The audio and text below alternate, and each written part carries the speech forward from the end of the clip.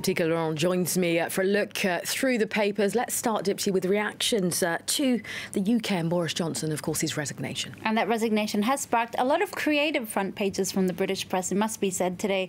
The Independent, let's start with them. They're taking their cue from the hit TV show 24. In fact, 4 outgoing and incoming Brexit officials in 24 hours of Brexit mayhem. That's what they say on their front page. And it's left Theresa May clinging on for political life.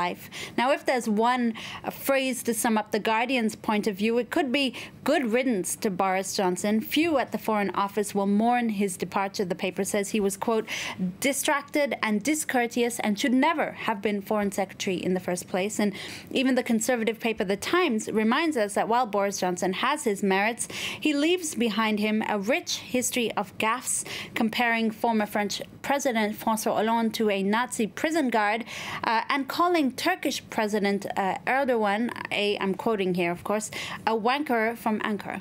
You found some reactions from the illustrated press as well, Dipty. Well, it comes, of course, Boris Johnson's resignation comes just hours after David Davis, the Brexit secretary, also resigned, leaving Theresa May's government in disarray. For the Times cartoonists, both men are not Brexiteers, but Rexiteers, as you see them storming out of 10 Downing Street in this cartoon. Perhaps there's one person who can stop this political bloodshed. That's Jordan Pickford, the British goalkeeper, who's not stopping goals, but stopping a walkout from 10 Downing Street. Now, the Sun's cover has got to be my favorite of the day.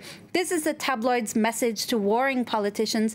Don't you know there's a bloody game going on? The tabloid asks, rather crossly, I guess suggesting by that England may have more important things to deal with than political chaos.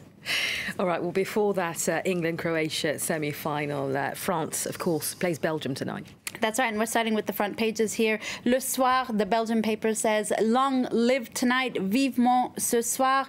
As you see, a black, yellow and red pitchfork preparing to spear this French football-playing rooster. While Gazette van Antwerpen, which is a Flemish language paper in Belgium, they're pretty combative on their front page, going with a headline that says, we're going to beat them, rather triumphantly.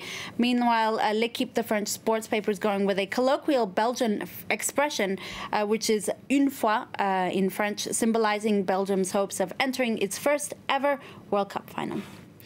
All right, well, for those viewers outside of France and Belgium, there's an interesting piece that explains the neighbourly rivalry, if you will. Well, Politico actually puts this really well. They talk about this deep-seated but friendly across-the-border rivalry between France and Belgium. The French are sort of condescending in a big brotherly way, while the Belgians accuse France of being arrogant.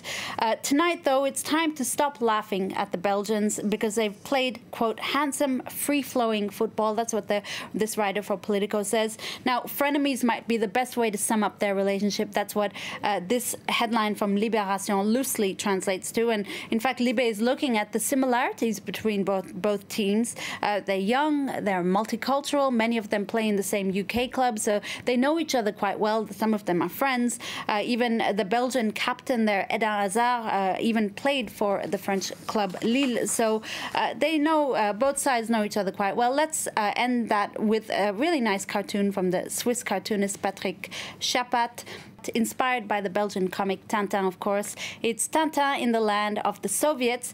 This time, though, he's on the pitch in St. Petersburg right as the match begins.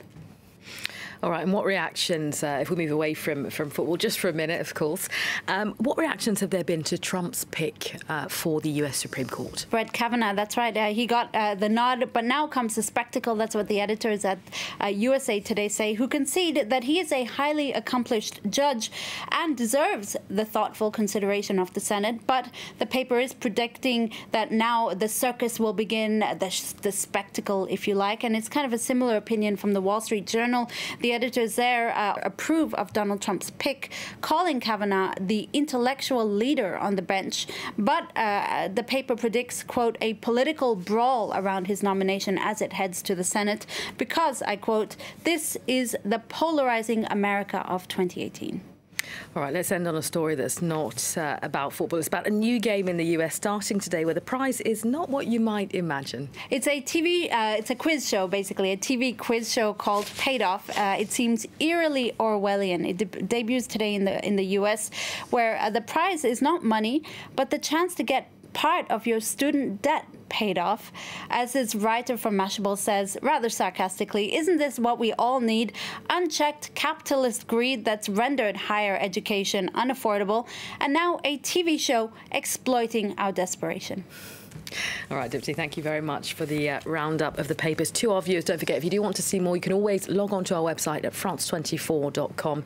The image there coming up on our screens.